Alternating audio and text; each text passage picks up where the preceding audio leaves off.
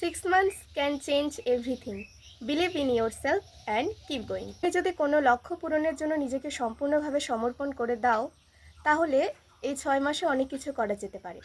যেমন তুমি ভালো পড়াশোনা করে নিজেকে কোনো পরীক্ষার জন্য প্রস্তুত করতে পারো, নতুন কোনো স্কিল শিখতে পারো, ইংরেজিতে দক্ষ হতে পারো, শরীরকে ফিট করতে পারো, এছাড়া খারাপ অভ্যাসগুলোকেও বদলে ফেলতে পারো।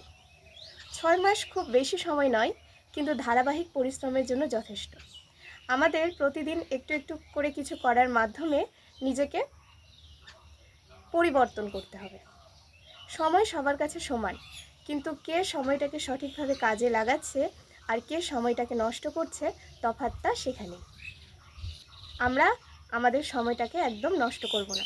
তুমি যদি সময়কে সম্মান করতে পারো, তাহলে সময়টাও তোমাকে সম্মান করবে। তো hello friends, welcome back to my new study routine.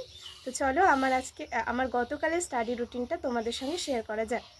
আমি প্রতিদিনের মতো প্রথমে সকালে 1.5 ঘন্টা ব্ল্যাক বুক থেকে idioms, one word substitute, synonym, antonym আর নামতা, স্কয়ার রুট, কিউব রুট এগুলো দেখেছি 7টা থেকে 8:30 পর্যন্ত। এরপর আমি 1 ঘন্টার ব্রেক নিয়েছি 8:30 থেকে 9:30।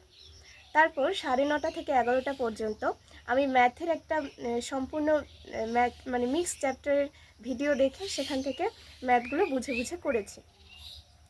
এরপর কয়েক ঘন্টার ব্রেক নিয়েছি। বিকেলে আমি অভিনয় শর্মা স্যারের সিম্পল ইন্টারেস্টের যে 4 নম্বর ভিডিওটা রয়েছে সেটা সম্পূর্ণ দেখে কমপ্লিট করেছি 2 ঘন্টা।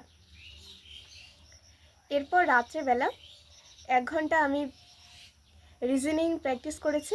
আর বিকেলে যেই ম্যাথের ভিডিওটা দেখেছিলাম সেখান থেকে সিম্পল ইন্টারেস্টের ম্যাথগুলো আমি খাতায় টুকেছি। তো এটাই ছিল আমার গতকালের স্টাডি রুটিন। তোমাদের যদি ভিডিওটা ভালো লাগে অবশ্যই একটা লাইক করে দিও, চ্যানেলটাকে সাবস্ক্রাইব করে আমার পাশে থেকো। আজকের জন্য এতটুকুই, আবার দেখা হচ্ছে নেক্সট ভিডিওয়।